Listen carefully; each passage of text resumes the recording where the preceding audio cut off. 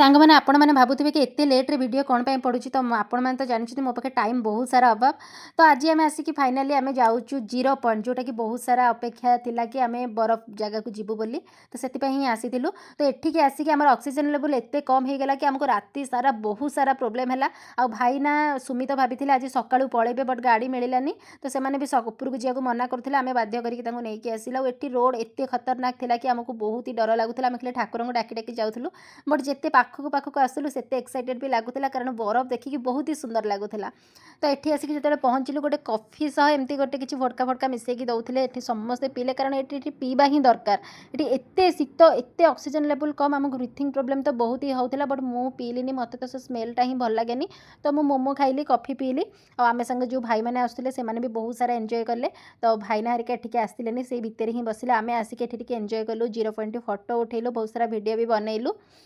କିନ୍ତୁ ଟିକେ ବାଟ ଚାଲିଲା ବେଳକୁ ଆମକୁ ବ୍ରିଥିଂ ପ୍ରୋବ୍ଲେମ୍ ବହୁତ ହି ହେଉଥିଲା।